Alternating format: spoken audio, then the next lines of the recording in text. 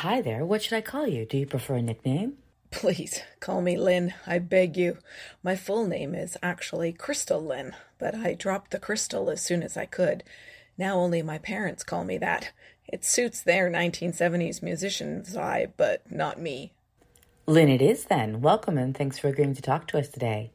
Can I get you something to drink? Water, soda, coffee, wine, whiskey?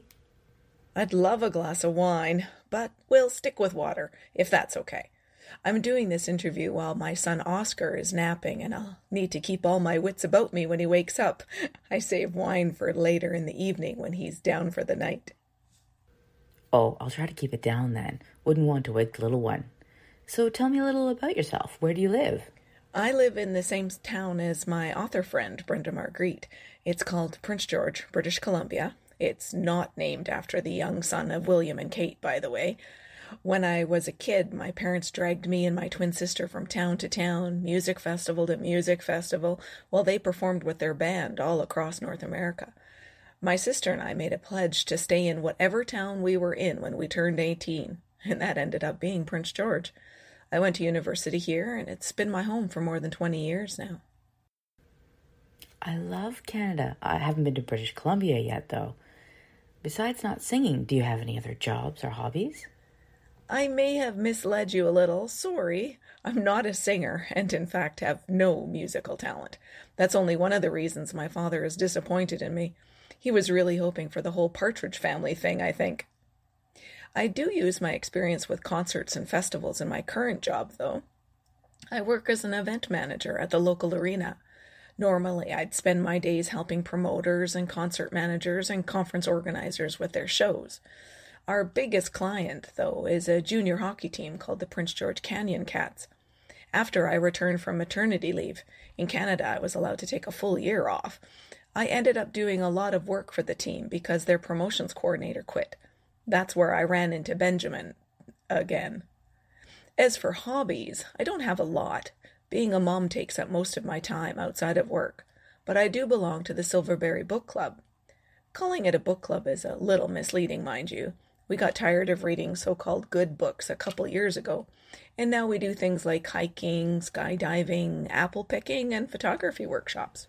Hold up. Benjamin again? Sounds like there's a story there. This is kind of embarrassing.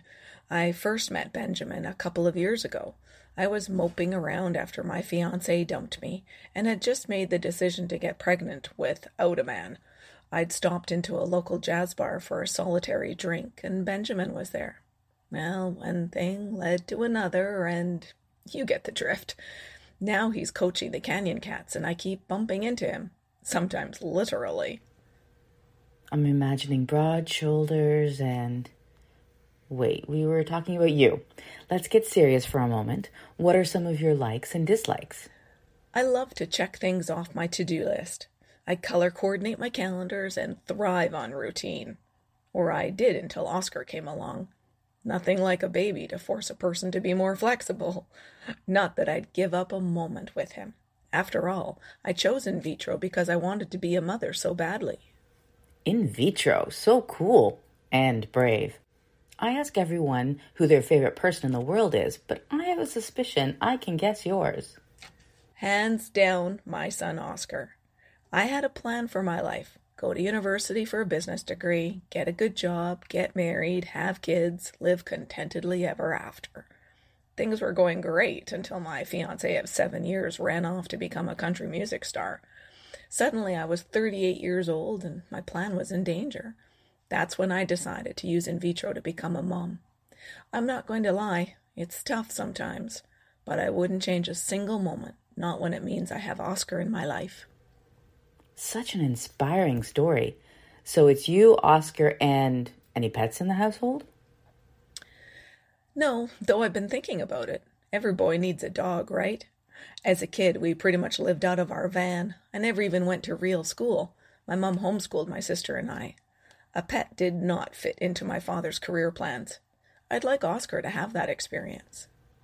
Gosh, that's an interesting childhood. Gotta ask, do you ever travel? No, thank you. I've worked hard to build a home, and my idea of a great vacation is to enjoy that home. Maybe if I had someone to travel with, other than a toddler.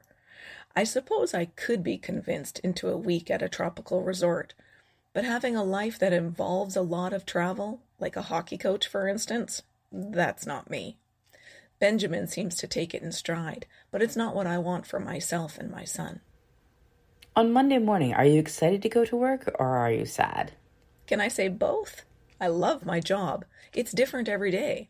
I get to work with all kinds of people, from promoters of star performers to directors of charitable organizations. But since having Oscar, going to work means leaving him at daycare. And as much as he seems to be enjoying it, it kills me to leave him behind. I begrudge missing any moment of his day. Too bad the arena doesn't have a bring your son to work every day policy. Anyone at work you might consider an arch nemesis? Arch nemesis might be a strong term, but I do have someone I need to keep my eyes on. Peterson Brewster is the owner of the junior hockey club. That is the anchor client for our arena. He wants to move the team, but it's locked into his contract that he can't unless attendance falls below a certain level. It's up to me to make sure there are enough butts in the seats each game, but it's tough with him blocking me at every turn.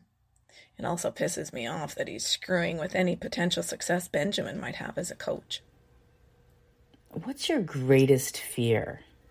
Other than something happening to Oscar?